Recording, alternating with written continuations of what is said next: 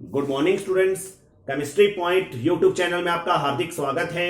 Students, मैंने अपने पिछले लेक्चर 16 में प्रकाशिक समावयवता पर एक जनरल चर्चा की थी, जिसके अंतर्गत प्रकाशिक समावयवता की परिभाषा, प्रकाशिक समावयवी क्या है, दक्षिण ध्रुवन घूर्णक, वाम ध्रुवन घूर्णक क्या है, ध्रुवन घूर्णक किसे कहते हैं, ध्रुवन घूर्णकता क्या है, समतल ध्रुवित प्रकाश क्या है, आदि इन सब बातों को शामिल किया था। तो स्टूडेंट्स, अगर आपने मेरी वो लेक्चर की वीडियो नहीं देखी है तो उसका लिंक मैं आपको नीचे डिस्क्रिप्शन बॉक्स में दे रहा हूं, वहां से प्लीज आप पहले वो लेक्चर जरूर देखें, क्योंकि प्रकाशिक समावयवता का वो एक जनरल इंट्रोडक्शन था। और आज हम प्रकाशिक समावयवता को डिटेल में जानेंगे कि प्रकाशिक समावयवता प्रदर्शित करने के हेतु संकुल यौगिकों में कौन कौन सी बातों का होना आवश्यक है। इसके साथ समन्वय संख्या 4 और समन्वय संख्या 6 के वो कौन से सामान्य सूत्र रखने वाले संकुल यौगिक होते हैं जिनमें की प्रकाशिक समावयवता प्रदर्शित होती है। तो स्टार्ट करते हैं। आवश्यक शर्तें। संकुल यौगिक तभी प्रकाशिक समावयवता प्रदर्शित करता है जब उसमें कम से कम एक द्विदंतुक लिगेंड उपस्थित हो। ये देखिए, संकुल यौगिक में कम से कम एक द्विदंतुक लिगेंड होना चाहिए। द्विदंतुक लिगेंड के बारे में इस चैप्टर के अंतर्गत उपसंयोजक यौगिक के अंतर्गत हम जान चुके हैं कि द्वितंतुक लिगेंड वो लिगेंड होते हैं जिनमें दो दाता परमाणु होते हैं, अथवा जो केंद्र धातु परमाणु या आयन के साथ दो उपसंयोजक बंध बनाते हैं। जैसे इसके उदाहरण द्वितंतुक लिगेंड के मैंने आपको पहले भी बता चुका हूं। एथिलीन डाई अमीन, जिसे शॉर्ट में EN कहते हैं, ऑक्जेलेटो जिसे OX कहते हैं, ग्लाइसिनेटो जिसे GLY कहते हैं। शॉर्ट में बता रहा हूं स्टूडेंट, ये नाम साथ साथ इनके। इसके अलावा डाईपिरिडिल जिसे DIPY कहते हैं। तो ये द्वितंतुक लिगेंड के कुछ उदाहरण हैं।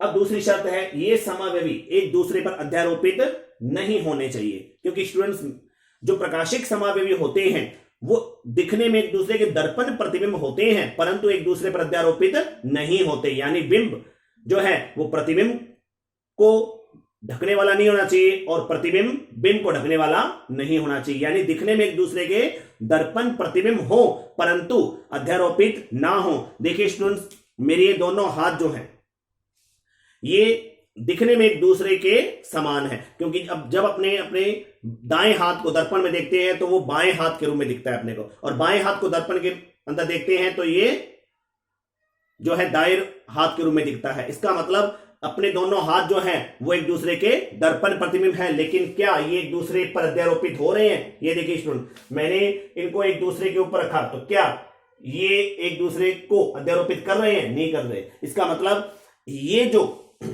अपने दोनों हाथ हैं ये कायरल है। और कायरल क्या होते हैं? वे सभी अणु, यौगिक या वस्तुएं जो दिखने में एक दूसरे के दर्पण प्रतिबिंब हो परंतु अध्यारोपित ना होती हो, एक दूसरे को अध्यारोपित ना करती हो, वो कायरल वस्तुएं होती हैं, क्योंकि उनमें एक किरेल केंद्र उपस्थित होता है। और किरेल केंद्र वह केंद्र होता है जिस पर जुड़ी चारों संयोजकताएं भिन्न भिन्न होती हैं। तो स्टूडेंट्स, आपने कार्बनिक यौगिकों में किरेल कार्बन के बारे में पढ़ा होगा। किरेल कार्बन एक ऐसा कार्बन होता है जिसकी चारों संयोजकताएं भिन्न भिन्न परमाणुओं, अणुओं या आयनों द्वारा संतुष्ट होती है या समूहों द्वारा संतुष्ट होती है, वो होता है किरेल कार्बन। तो स्टूडेंट्स, ये समावयवी एक दूसरे को अध्यारोपित नहीं करने वाले होने चाहिए, ये दूसरी आवश्यक शर्त है। और तीसरी, इनमें किसी भी प्रकार का कोई सममिति तत्व उपस्थित नहीं होना चाहिए। सममिति तत्व से मतलब सममित तल से है। इसके अलावा सममिति तत्व में सममित तल, सममित अक्ष, सममिति केंद्र, ये सब बातें शामिल होती हैं, जिसको कि आप त्रिविम रसायन एक चैप्टर है 12th साइंस RBSE बोर्ड में, उसके अंतर्गत ये सममिति जो तत्व हैं उनको आप जानोगे। तो सममिति तत्व उपस्थित नहीं हो तब जाके वो यौगिक प्रकाशिक समावयवता दर्शाते हैं। तो स्टूडेंट, संकुल यौगिकों में ये 3 आवश्यक शर्तें हैं समावयवता, प्रकाशिक समावयवता प्रदर्शित करने के लिए। अब स्टूडेंट आगे अपने बढ़ते हैं और देखते हैं पहले समन्वय संख्या 4 वाले संकुलों में प्रकाशिक समावयवता, फिर देखेंगे समन्वय संख्या 6 वाले संकुलों में प्रकाशिक समावयवता। और समन्वय संख्या 4 वाले जो संकुल यौगिक होते हैं वो 2 प्रकार की ज्यामितियां रखते हैं, जिनमें पहली ज्यामिति यहां मैं ले रहा हूं वो है वर्गाकार समतलीय ज्यामिति वाले संकुल, और दूसरे चतुष्फलकीय ज्यामिति वाले संकुल। तो जो वर्गाकार समतलीय ज्यामिति वाले संकुल होते हैं ये प्रकाशिक समावयवता नहीं दर्शाते। क्यों नहीं दर्शाते? देखिए, ये प्रकाशिक समावयवता प्रदर्शित नहीं करते क्योंकि इनमें सममिति तल या सममित तल पाया जाता है। तो देखिए तीसरी शर्त क्या थी? इनमें किसी भी प्रकार का सममिति तत्व उपस्थित नहीं होना चाहिए। लेकिन वर्गाकार समतलीय जो ज्यामिति रखने वाले संकुल होते हैं समन्वय संख्या 4 के, उनमें सममिति तल उपस्थित होता है। इसलिए वर्गाकार समतलीय ज्यामिति वाले संकुल समन्वय संख्या 4 के जो होते हैं वो प्रकाशिक समावयवता नहीं दर्शाते। अब अपने चलते हैं चतुष्फल की ज्यामिति वाले जो संकुलों में। तो चतुष्फल के ज्यामिति वाले जो संकुल होते हैं इनमें चूंकि सममित तल नहीं होता इसलिए ये प्रकाशिक समावयवता प्रदर्शित करते हैं। लेकिन इनमें भी कौन से सामान्य सूत्र वाले ये समावयवता प्रदर्शित करेंगे? तो देखिए स्टूडेंट, इनमें यहां एक मैं सूत्र लिख रहा हूं,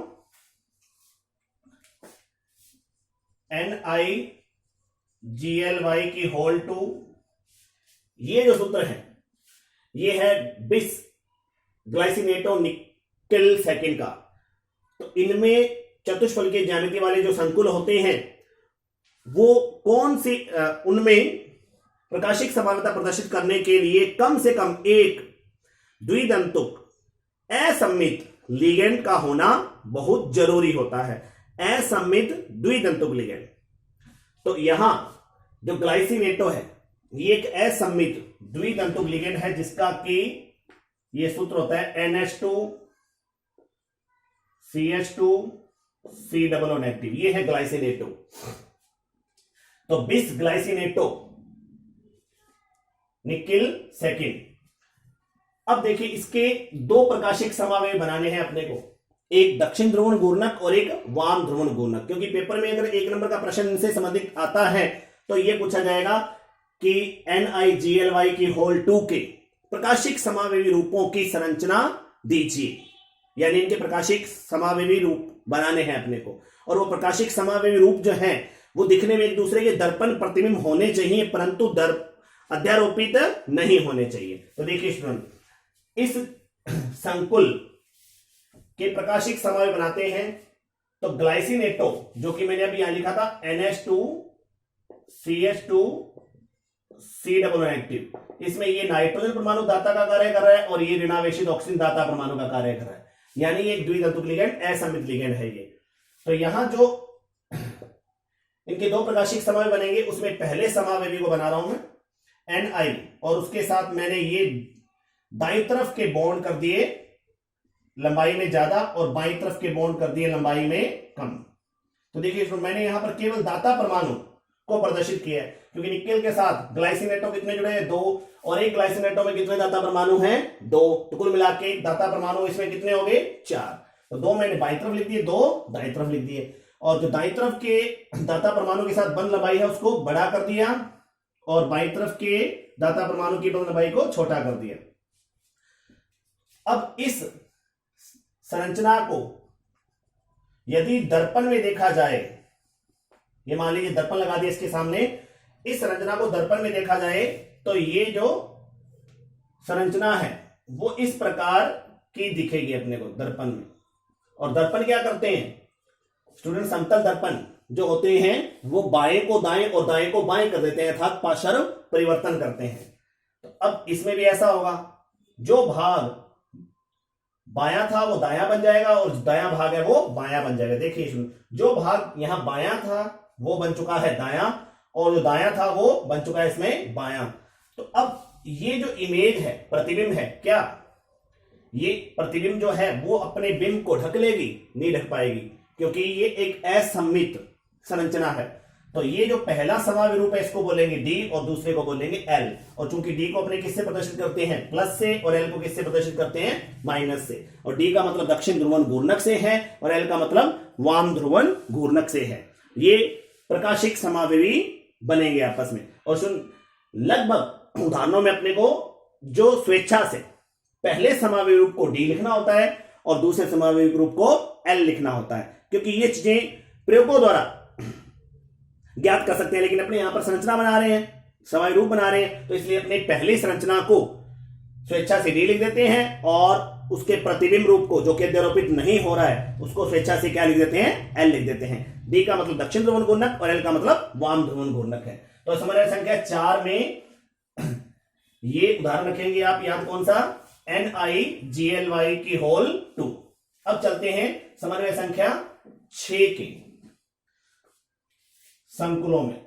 समन्वय संख्या 6 के संकुलों में प्रकाशिक समावयवता।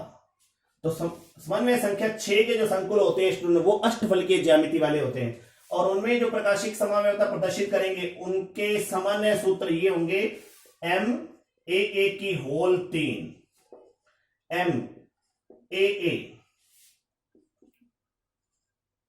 A2X2, MAA की होल 2X2। तो स्टूडेंट देखिए समन्वय संख्या 6 में वो संकुल प्रकाशिक समावयवता प्रदर्शित करेंगे जिनका सामान्य सूत्र MAA की होल 3 हो, MAA A2X2 हो, MAA की होल 2X2 हो। यहां M का मतलब मेटल से है, केंद्र धातु परमाणु से है, और AA डबल A जो लिखा हुआ है कैपिटल, इसका मतलब द्विदंतुक लिगेंड से है। स्मॉल a का मतलब उदासीन एक दंतुक लिगेंड से है, और X का मतलब यहां एक दंतुक एक ऋणात्मक लिगेंड से है। तो पहले इस सामान्य सूत्र वाले यौगिक जो के दो समावयवी रूप, प्रकाशिक समावयवी रूप बनाते हैं। यहां देखिए स्टूडेंट, मैंने M को रखा सेंटर में, और अष्टफलकीय ज्यामिति जब बनाते हैं तो उसका स्केलेटन मैंने आपको पहले भी बताया था कि इस प्रकार का एक स्केलेटन तैयार कर लेते हैं। तो अब देखिए 3 द्विदंतुक लिगेंड है, और एक द्विदंतुक लिगेंड जो होता है वो अकेला ही 2 उपसह संयोजक बंध बनाता है। तो ये देखिए ये ए ने 2 उपसह संयोजक बंध बनाए, इस ए ने यहां 2 उपसह संयोजक बंध बनाए, और तीसरा ये जो ए है इसने भी 2 उपसह संयोजक बंध बनाए। तो अब इस संरचना के सामने यदि दर्पण लगा दिया जाए तो ये संरचना दर्पण में अब अपने को कैसी दिखेगी। देखिए स्टूडेंट, जो बायां भाग था वो बन जाएगा दायां भाग, और जो दाईं तरफ का भाग था वो आ जाएगा बाईं तरफ, और ये भी क्योंकि दाईं तरफ था तो ये बाईं तरफ अपने को दिखाई देगा। देखिए अब ये जो संरचना दिख रही है ये इसी संरचना का प्रतिबिंब है, यानी ये दोनों आपस में एक दूसरे के दर्पण प्रतिबिंब है। लेकिन क्या ये संरचना इसको अध्यारोपित कर पाएगी, या इस संरचना को अध्यारोपित कर पाएगी? नहीं कर पाएगी। इसका मतलब पहली संरचना D और दूसरी संरचना L है, D को प्लस और L को माइनस से प्रदर्शित करेंगे। तो सामान्य सूत्र MAA की होल 3 वाले संकुल यौगिक जो हैं वो प्रकाशिक समावयवता प्रदर्शित करेंगे था 2 रूपों में मिलेंगे, दक्षिण ध्रुवन घूर्णक और वाम ध्रुवन घूर्णक। अब इसका उदाहरण ले अपने, इसका उदाहरण मैं ले रहा हूं COEN की होल 3 पॉजिटिव। स्टूडेंट इसका नाम है ट्रिस एथिलीन डायमीन या tris ethane 1,2 diamine cobalt 3rd ion. इसके भी 2 समावयवी रूप बनेंगे, ठीक ऐसे जैसे ये संरचना बनी है ठीक वैसे ही इसकी 2 संरचनाएं बनेगी। जहां M है वहां पर कोबाल्ट को रख दें, जहां AA है वहां पर EN को रख दें, लेकिन यहां इसके समन्वय मंडल पर 3 पॉजिटिव चार्ज हैं, तो इनके जैसी संरचना बनाकर कैप लगाकर 3 पॉजिटिव उनके ऊपर लगा देंगे। जैसे देखिए मैंने M की जगह रख लिया कोबाल्ट को, अब 3 EN लगाने हैं, तो पहला EN मैंने यहां लगा दिया स्टूडेंट, दूसरा EN मैंने यहां लगा दिया, तीसरा EN यहां लगा दिया, और इस पूरी संरचना के ऊपर एक कैप लगाकर 3 पॉजिटिव चार्ज लगा देंगे, क्योंकि ये एक संकुल आयन था। अब ये संरचना दर्पण में अपने को इस प्रकार से दिखाई देगी। जो बायां भाग था वो दाईं तरफ चला जाएगा, जो दाईं तरफ का भाग था वो बाईं तरफ आ जाएगा, और ये कैप चूंकि दाईं तरफ ही लगाना है स्टूडेंट, तो ये जो पहला समावयवी रूप मिल रहा है इसको D और दूसरे को L बोलेंगे, यानी tris ethane 1,2 diamine cobalt 3rd ion का ये समावयवी रूप D है और ये समावयवी रूप L है। तो स्टूडेंट्स आप रफ नोटबुक पर ये चीज नोट कर सकते हैं क्योंकि इसके बाद अपने नेक्स्ट टॉपिक जो पढ़ेंगे वो है संकुल यौगिकों में बंध सिद्धांत। तो अब अन्य जो उदाहरण है इसका वो देखिए, MAA की होल टू A2X2, ये सामान्य संख्या 6 में ऐसे संकुल यौगिक हैं जो कि प्रकाशिक समावयवता दर्शाते हैं। इसका मैं साथ साथ उदाहरण भी लिख लेता हूं। पहले M का मतलब यहां पर मैंने रख लिया कोबाल्ट, और AA का वही रख लिया EN, और स्मॉल a जो है उसका उदाहरण यहां पर मैंने रख लिया एमीन, और ये स्मॉल a कितने हैं 2, यानी एमीन है 2, और X की जगह Cl, और Cl कितने हैं यहां 2,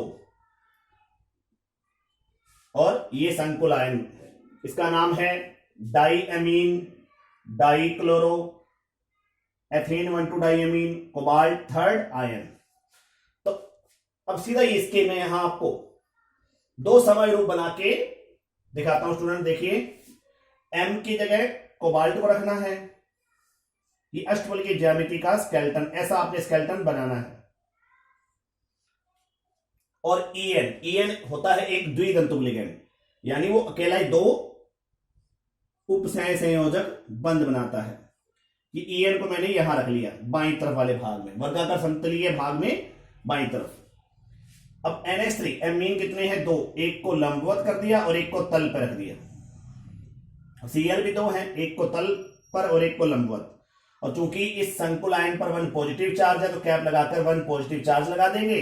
अब देखिए दर्पण में इनको देखेंगे तो ये जो संकुल है ये समावयवी रूप है, ये अपने को इस प्रकार से दिखाई देगा। देखिए स्टूडेंट, जो EN बाईं तरफ था अब वो कहां चला जाएगा, दर्पण में देखने पर, समतल दर्पण में देखने पर दाईं तरफ।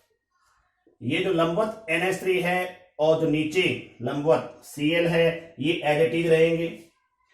अब जो बाईं तरफ का भाग था, दाईं तरफ का सॉरी, वो चला जाएगा बाईं तरफ, ये भी देखिए। तो ये जो संकुल है ये दर्पण में अपने को इस प्रकार का दिखाई देगा। अब ये आपस में क्या है, ये आपस में क्या है, प्रकाशिक समावयवी हैं, क्योंकि ये एक दूसरे के दर्पण प्रतिबिंब तो हैं परंतु अध्यारोपित नहीं हो रहे। क्या इस संरचना को उठा के इस संरचना के ऊपर रख सकते हैं? तो ये संरचना इसको ढक लेगी, नहीं ढक पाएगी। इसका मतलब diamine dichloro ethane 1,2 diamine cobalt third ion प्रकाशिक समावयवता प्रदर्शित करेगा। उसके 2 प्रकाशिक समावयवी ये बनेंगे स्मॉल d और स्मॉल l। अब स्टूडेंट आगे बढ़ते हैं और लास्ट जो सामान्य सूत्र है उस पर चलते हैं, जो है MAA की होल टू X2। MAA की होल टू X2, इसका यहां मैं डायरेक्ट उदाहरण लेता हूं, वो है COEN की whole to Cl2 1 positive. Student इस संकुल आयन का नाम है डाईक्लोरो बिस ethane 1,2 diamine cobalt third ion. देखिए स्टूडेंट, इस सामान्य सूत्र को अपने ज्यामितीय समावयवता में भी पढ़ा है, समपक्ष विपक्ष समावयवता में इसको पढ़ चुके हैं। ये सामान्य सूत्र वाला संकुल यौगिक जो है वो समपक्ष और विपक्ष 2 रूपों में पाया जाता है। तो पहले इसके समपक्ष और विपक्ष 2 समावयवी रूप देखते हैं। देखिए इसका समपक्ष रूप जो है मैं यहां बना रहा हूं, उसको COM की जगह रख लिया मैंने,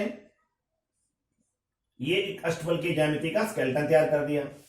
अब समपक्ष रूप में अपने क्या देखते थे स्टूडेंट कि 2 समान लिगेंड जो थे, जैसे यहां पर X2 या यहां Cl2, वो 2 समान लिगेंड जो हैं उनको एक फलक पर रखा जाता था। तो ये एक फलक पर रख दिए, बाकी जो द्वितंतुक लिगेंड है EN उनको यहां मैंने इस प्रकार अरेंज कर दिया और इसके ऊपर एक कैप लगाकर 1 पॉजिटिव।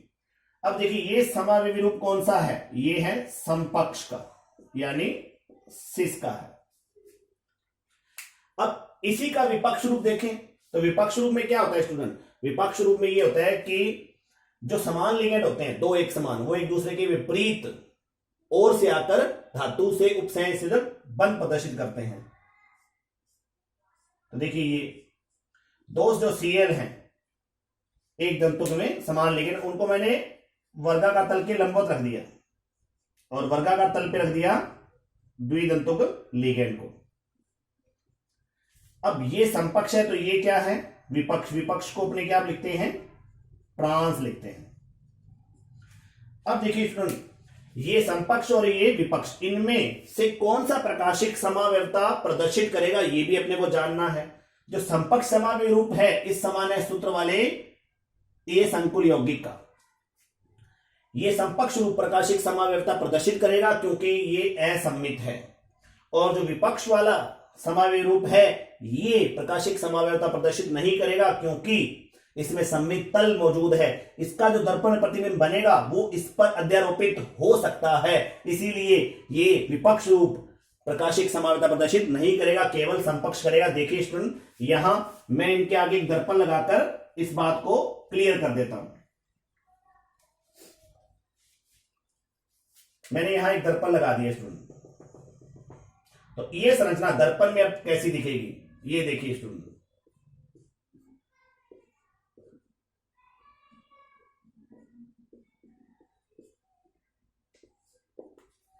ये जो संरचना है वो दर्पण में इस प्रकार की दिखाई देगी। अब ये दोनों जो रूप हैं, ये संरचना मान लीजिए फर्स्ट और ये संरचना मान लीजिए सेकंड, तो संरचना फर्स्ट और सेकंड दिखने में एक दूसरे के दर्पण प्रतिबिंब नजर आ रहे हैं, लेकिन एक दूसरे को अध्यारोपित नहीं करेंगे क्योंकि ये जो संरचना सेकंड है वो संरचना फर्स्ट पर अध्यारोपित नहीं हो रही। इसको उठा के देखिए, इसको यहां से उठाकर इसके ऊपर रखेंगे तो क्या ये संरचना इसको ढक लेगी, नहीं ढक पाएगी। इसका मतलब समपक्ष का ये जो प्रतिबिंब मिल रहा है, समपक्ष रूप का ये प्रतिबिंब मिल रहा है, ये समपक्ष और प्रतिबिंब जो है समपक्ष का, ये आपस में क्या है, ये आपस में प्रकाशिक समावयवी हैं। लेकिन अब अपने विपक्ष रूप पर आते हैं। विपक्ष रूप का दर्पण प्रतिबिंब देखें, और अपने जानते हैं कि समतल दर्पण क्या करते हैं, पार्श्व परिवर्तन करते हैं, बाएं को दाएं और दाएं को बाएं करते हैं, ऊपर नीचे वाले भाग को चेंज नहीं करते।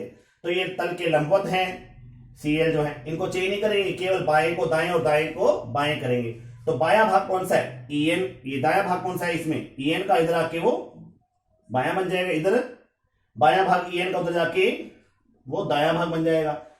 अब देखिए स्टूडेंट, ये विपक्ष की संरचना है विपक्ष समावयवी की, और उसका ये दर्पण प्रतिबिंब है।